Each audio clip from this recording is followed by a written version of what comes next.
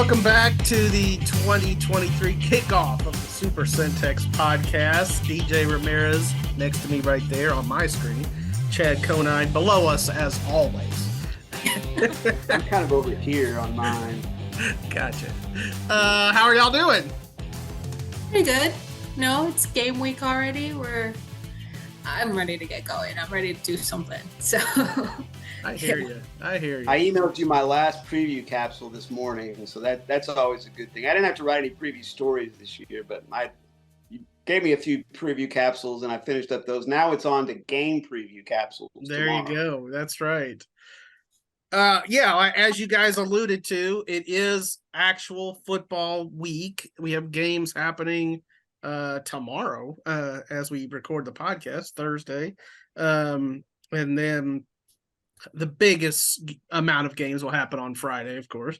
Let's talk first about that game of the week between Lorena and China Spring. Of course, these two teams kicked off the season against one another last year as well. Cougars coming off of another state championship, this time in 4A Division I after winning in 4A Division II back in 2021. They opened the season as the number one ranked team in the state. They've got their quarterback back. They've got Kyle Barton back, pretty freaking good running back. Then Lorena, of course, is 2 years removed from its own state championship in 3A, and they're breaking in a new head coach in Kevin Johnson, who DJ wrote about. They're the number 6 team in 3A Division I. So last year, China Spring won this game 38-20. Any chance that it's closer this time? I think it'll be a little closer this time. It's just obviously coming off of that big win at state. Their defense is a little younger. They're going to have guys that are just going to need a little bit more experience before things get going. And, even though Lorena's got obviously new guys coming up as well, they've got a lot of two-way talent that has experience that, they've got Braylon Henry back as well, fully healthy. He got hurt sometime in the middle of last season. And they had a lot of young guys last year that, are going to be stepping up this year with playing experience. So I think Lorena has the capacity of making this a closer game. That being said, China Spring is China Spring, and they've got something that is kind of hard to put into words, where even when they look like they're down, they're gonna surprise you or, just come back and win it all. I mean, I don't know what else I can say. Lorena has the capacity to win this week. The Cougars are the Cougars. Yeah. Wasn't Lorena was pretty young on the offensive line last year, right? So they'll be that's always an advantage to have so returning experience there. I tell you what I like about this game. I think China Spring will win. I think they've got that mojo. I got my mojo hat on. China Spring kind of has that mojo going more than any other team in Central Texas, and that kind of leads into what I was going to say is, with Midway and Waco High down in University. Of course, University had a good season last year, but they're not like, the big flexing team in our area. None of those big schools are. So what it kind of comes down to is China Spring and Lorena are kind of the big dogs around here in a way, in terms of bigger schools that have had a lot of success recently. So that makes that a real good matchup. Just from, all right, first game out of the box, let's see what you got type of deal.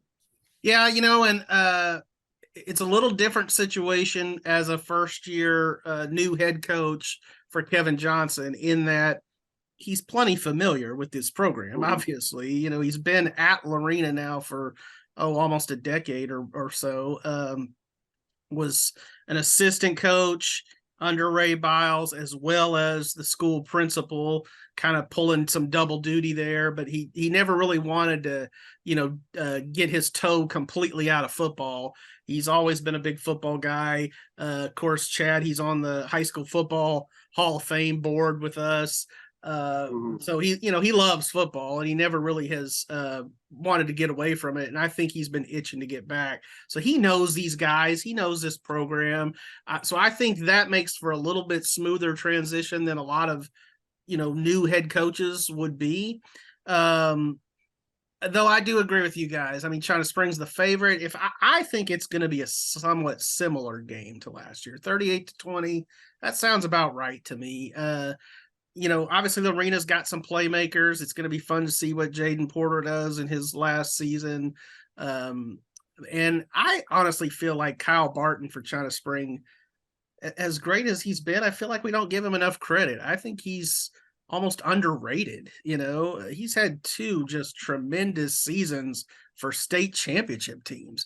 So I look for him to have a big year, maybe approaching 2,000 yards. So yeah, I mean, I think we're all in agreement that China Spring will probably win, but give it up for Lorena for playing this kind of a game to just, get itself ready.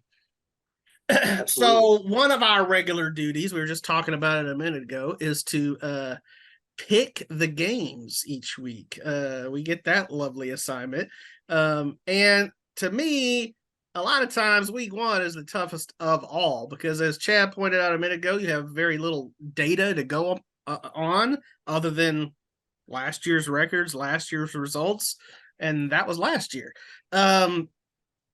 We think we know who some of these teams are, but we're really just not even gathering first impressions yet, not until this weekend.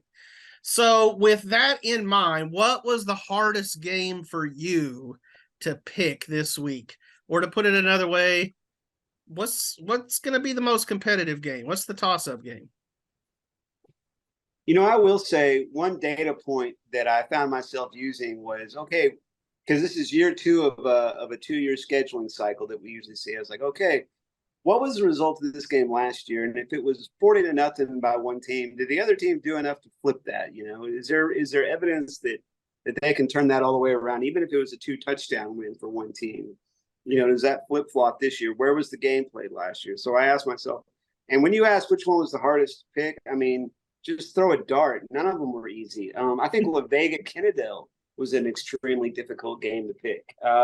Obviously, Midway, Waco High, Temple, University, all of those were tough to pick. So, throw a dart. What do you say, DJ? Like I was saying earlier, at some point I kind of just pick whatever team like to finish it up. I get to round 2A and I'm just like, oh my gosh, I don't know what I'm doing. Connolly and Mejia was looking a little more competitive to me this year. I think the Cadets are going to take it away. They have the best, possible recruit out of this area, and Kobe Black, and they've got Kiefer Sibley, who's probably the best running back around here. Kyle Barton's up in there too, obviously, but they're playing in Mejia this year. People are going to be there. They're going to be rowdy. They're going to, root for their team. So the Black Cats definitely have a bit more of a home field advantage just in terms of atmosphere. Because you do have a lot of, guys that on Connolly's team that are probably going on the road for the first time as a varsity player. I mean, having lost some, the experience that they lost after last season. I think the Cadets are going to take it away. Just because, like I said, they've got some pretty good veterans back, but it's going to be more competitive. I know, Mejia just got a lot more experience and is coming back, a little bit tougher, and, they've got a good coach. So Mejia plays that just murderer's row of non-district. I mean, for a 3A team, obviously they used to be a 4A team. So, maybe it's not that strange, but, they play the likes of Conley and China Spring. They really, I applaud them. I don't think they necessarily mind going into the playoffs with a 3-7 record or whatever. The old Johnny Cusa style. Yeah. I think they will be a little bit better this year. The game that neither of one of y'all mentioned that to me was my pick in terms of just kind of a toss-up, Riesel versus Blooming Grove. So Riesel won 7 games last year. Blooming Grove won 6. Blooming Grove's in 3A. Riesel's in 2A after moving down, this last realignment. And that game, as Chad said, I do think it makes sense sometimes to look at last year's results. Last year, Blooming Grove won it fairly easily, 28-0. But I don't know. I just feel like it's going to be a lot closer game this year with Riesel being a playoff team and having that confidence.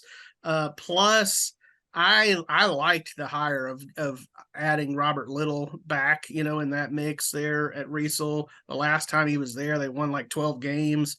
He's a good coach with a state championship to his credit back in the day from Chilton. So, I'm kind of on the fence on that one, and I think I'm going to take Riesel. So there you go. Well, I will throw another one out there for you. Troy Whitney was hard to pick.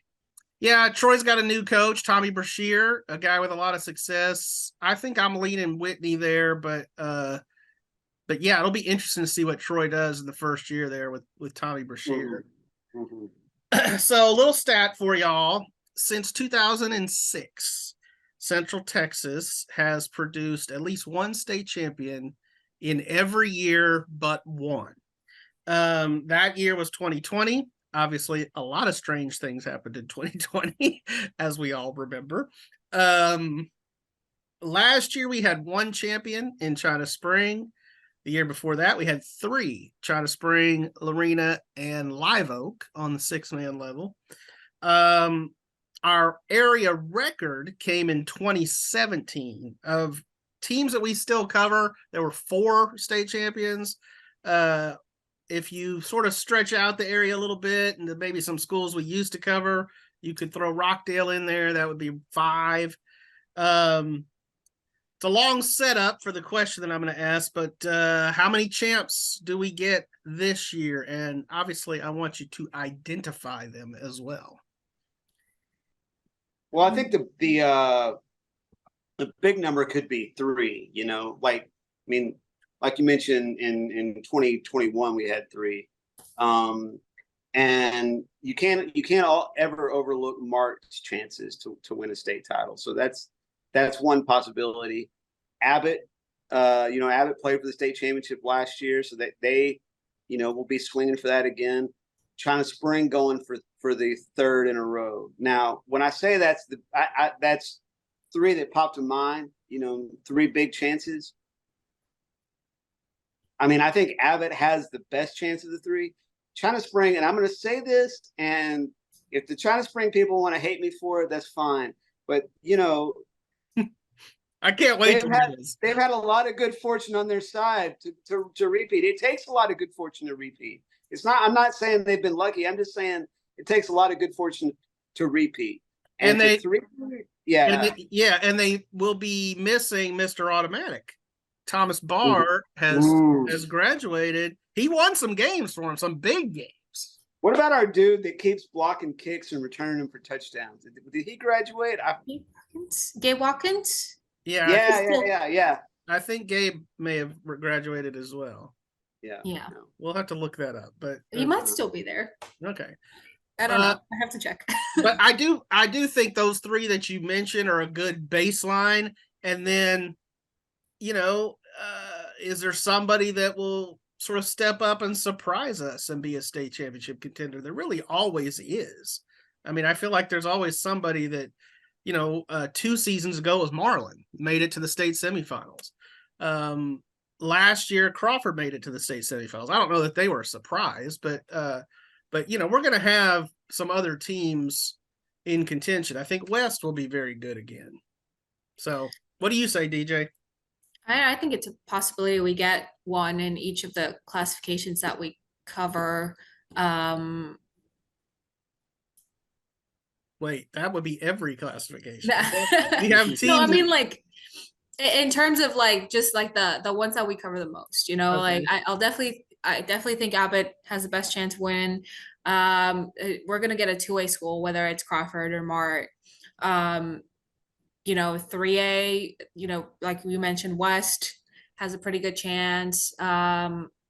I really like Teague's chances of going deep this year. I don't know if they get a state title, but I do like just what they're bringing back and just their chances of going deep in the playoffs. And obviously China Spring, I was talking to Coach Beatty this morning, and they've got 25 new varsity players. So that I think does make it a little bit more difficult. But like I mentioned earlier, there's just something about the Cougars that it's you don't want to bet against them, like. Well, and you mentioned earlier that you were kind of struggling to find the word for it. Obviously, Chad used the word mojo. I mean, I think you could call it swagger. Once you've won for a while, you start expecting to win, and there's something to that. I mean, I think that if you can exude confidence, whereas the other team has maybe got some questions in their mind, that's a big deal. So I will say I'm going to split the difference between you. I don't know what y'all's numbers were. I think maybe DJ said. I'm going to go 4. I'm going to go okay. 4. I feel like we might have one in each of 1A through 4A. So. I'm going to go 2. Chad mentioned 3 teams there. I'm going to say 2. It's tough. It's obviously very tough to win state. I mean, once you get to December, you're going to face really good teams. But if we were to come away with 2, that would be obviously twice as many as last year. I would love, just on a personal level, would love to see the Abbott Panthers send Terry Crawford out. That would, as he called it, he said, that would be the Hollywood ending. He said, but it's really hard to do. He knows how hard it is. So, but that would be they got there last year and just ran up against a really good team in the state championship game. Yeah, they did. So, not as fun a topic to talk about. DJ, you wrote about this in today's or on the web.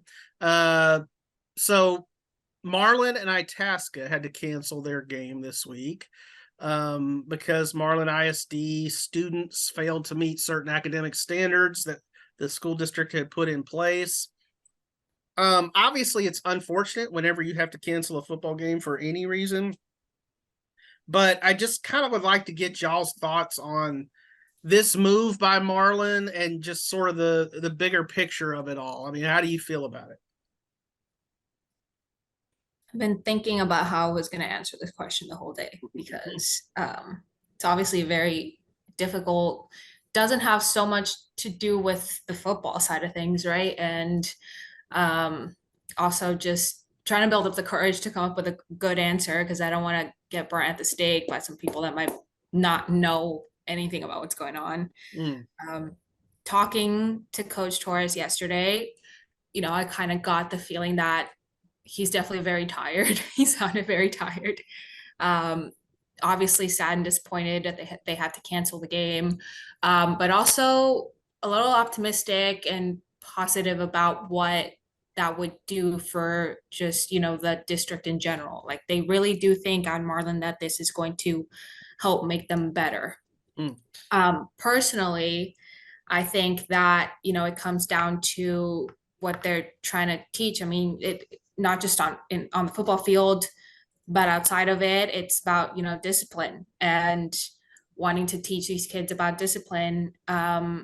And also maybe beyond that, not just the kids, but everybody in the community that, especially because I think that a lot of people equate discipline to punishment and they're not the same thing. And what Coach Torres was really, harping on was discipline being more about accountability and consistency and wanting that to be, really central in what they're trying to do. So while the situation is not ideal, they believe in what the district wants to do here. However, from where I'm sitting, obviously I'm only 6 years out of high school and am at a weird point in my life where like I don't have any children. So I don't know what life is like right now in that sort of situation. What are those standards that they're trying to change and that they're trying to reach? You know, well, how are you going to define academic excellence? Obviously, it's not an ideal situation for Itasca. They were able to find a game. They're playing a Connolly Junior varsity team, and I was talking to Terry Garrick about, you know, how that kind of also helped them in a way with they've got 2 JV squads, and one of them's playing against Mejia, and the other one's playing against Itasca, and you know they feel a little better about that Itasca game because they are playing against a varsity squad as a JV squad, but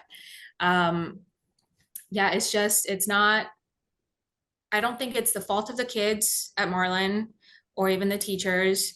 I really think it's a situation that speaks to the state of education across Texas and even the United States. So it's really more a system thing than it is a thing that's just happening at Marlin. And as somebody who went to high school in a rural area in Louisiana where the education was not, in my opinion, fantastic, it's You have sympathy. Well, Yeah. I think you're right on the money up until that last part, because Marlin is in a unique situation that the state is running their school district. So Well, yeah. Well, I mean, the state's Houston making ISD decisions. is currently going through that, and obviously that's a little different because it's bigger into Yeah. the city. Yeah. But just talking about being a rural school with a, you know, significant population of minority, you know, Right. demographic. Yeah. Yeah, well, I think the thing that you're right on the money about is that we don't have enough information to really understand and make a judgment about what's going on. Because, I mean, if this is a simple, like, you know, actions have consequences situation, or we're going to live up to this standard, or there's going to be repercussions situation, and we take away a game week and it's a wake up call for people, then that's fantastic. That's, you know, a good thing to do probably for their school district. If it ends up being more than that, and you're talking about a situation where test scores determine whether or not you get on the football field or something like that, then and on more than just this week, then you're really taking away the motivation for a lot of people to be involved in that school district. And yeah, confused as you know, it's only been 2 weeks into the school year, so like the timing also just feels a little bit weird. yeah, they did start on, well, I guess agree. July 31st. So yeah. I agree with that. That it's pretty fast. I would echo a lot of what you guys are saying. I do applaud Marlin for, you know, trying to create high standards because that school district has had such problems in recent years, including, as Chad alluded to, you know, the state having to step in. And of course, we saw what happened last, you know, May, just a few months ago with graduation, where a lot of kids had to, you know, kind of wait a few weeks before they were able to, you know, have their graduation ceremony.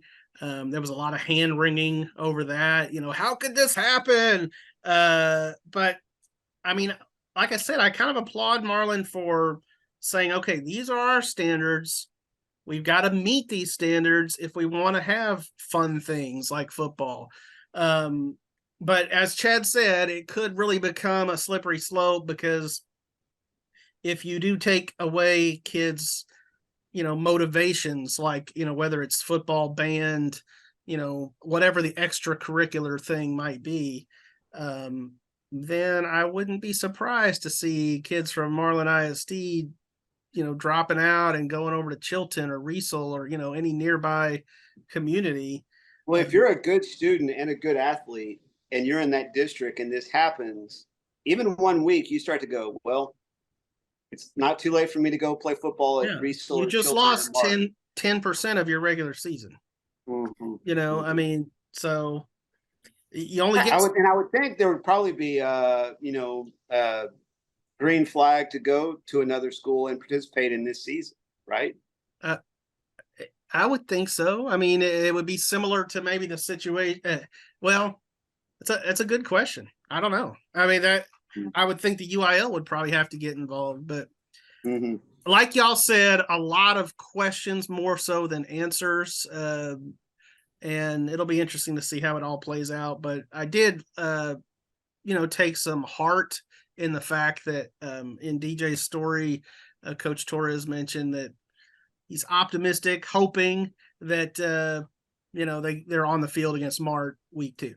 As we close out, one of our traditions in the summer is we give the players a questionnaire with some fun questions. This will be a little more fun. Good way to end us. And one of the questions we asked, by the way, I'm going to interrupt myself. One of the questions we asked was about which actor would play their head coach in a movie. Last night I was at West and I was talking with Coach Woodard, and I said, I assume you saw, and he goes, oh yeah, I saw. He said, it's all anybody's talking about, because his kids said Will Ferrell. And I said, look, we can't all be Brad Pitt, So my question to y'all is, we asked the kids who, besides your own team in Central Texas, has the coolest uniforms, and China Spring was like far and away the pick.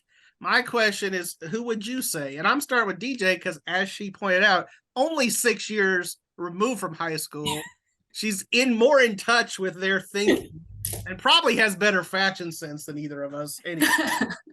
Well, my high school colors were navy and burnt orange, and I thought we had some pretty nice uniforms. Like, we had the navy with the white numbers and some orange and white stripes on the shoulders, and the inverse of that with the white jerseys and the navy numbers. And although we lost a lot of games, at least we looked good. You look good losing. Yeah. We did make it to playoffs my last 2 years, but after that, it's been not great. So who's your pick?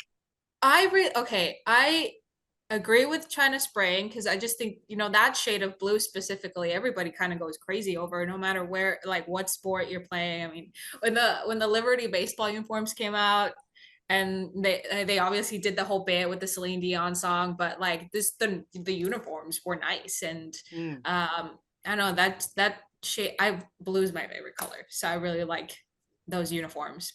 But I gotta say, like, Teague has some nice jerseys. Like, when we were at photo day and they kind of showed up, I don't think that I really saw anybody with like that kind of jersey where it's just like this really vivid orange, and you can tell the numbers clearly. They stand out in that orange. Orange is kind of an underutilized. A lot of people wear blue. And black and stuff, but yeah, orange is one of those that's I do like a nice black jersey, like a very crisp black jersey, but you have to work with the other colors well. Like, I thought Blum was really cool because like they came out with this like neon green, and obviously I would call that yellow. Neon yellow. There's a lot of dispute over that, but men and women see colors different. All right, we don't have much time. I want to get your thought, Chad. What do you say? Well, I'm obviously partial to red and black, and I think Lorena, with they have that matte black helmet too with the LL on it, or no, they have a cat on there. They have a cat on there. So I'm going to go ahead and go with them because of the red and black. But like you said, it's that powder blue, Columbia blue, Carolina blue, whatever you want to call it. That's easy to like. It is easy to like. It takes me back to the Houston Oilers days. And I also was born in North Carolina. And so I've always had a little bit of a Tar Heel kind of thing. And so, yeah, I do like the powder blue, Carolina blue, Columbia blue. I will say, I'm not even sure I really noticed it on photo day, but I just noticed it today in some pictures that Waco High showed up in black uniforms this year. And normally, Waco High is known for that bright red. But it looked pretty cool. I mean, obviously black and red has done a lot. We know we see it with West, we see it with Lorena, but I don't know. I liked Waco's look with that black jersey. When at photo day, the Lorena kids and the Mejia kids were sitting there together, and I was like, you guys could be playing in the Texas Tech red-black scrimmage. Yeah. Because they were both Under Armour, too. Yeah. Okay. My thing with black and red is you got to get the number right. because if you're wearing a black jersey with a red number and it doesn't have a white outline, you can't see those numbers, especially from the press box. And I hate that. Amen, sister. Amen. You know, there are actually some UIL rules on some of that, though I know teams have tried to skirt those rules over the years. I hate dark on dark. I mean, that's really hard to read, as you said, especially with no outline. So anyway, all right. Well, that's our fashion corner for today. Hey, Pitch Friday. Pitch Friday. Yes, we will be out at games. DJ, where are you going to be? I will be at Robinson High School at the University of Robinson game. I'm trying to rope my friend to come with me because he's a Robinson alum and he used to be in band. He has some war stories about being in the band. Nice. So I'm trying to see if him and some of my other buddies from over there. I went to the eye doctor today, and my little eye technician, I don't know what you call the person who does a lot of those tests, you know, she was a Robinson band alum. So there you go. Chad, you will be at China Spring at Lorena. Good one. Absolutely. We talked about it. I will be at the Midway Mansfield game. I'm not going to be at every Midway game this year. But I am going to go up to this one. I'm kind of curious to see how the Panthers look. I think they'll be a lot better, especially with Ty Brown coming in at quarterback. So, and then we'll be at a bunch of other games. Check out wacotrib.com. And I think the other thing you wanted me to plug here, Chad, was a new podcast that we're going to be trying, calling it, DJ came up with this name, super-centex After Dark. Friday night, as soon as we can get it up on the web, Wynn will help us with that. But we often will talk about games on Friday night, just, you know, what'd you see, you know, and just, this will be unscripted. Not that this podcast is scripted, but we do come up with the questions. We're just going to go off the cuff. It'll be fairly short, and hopefully we won't have to use the bleep button too much. No promises. All right. See y'all.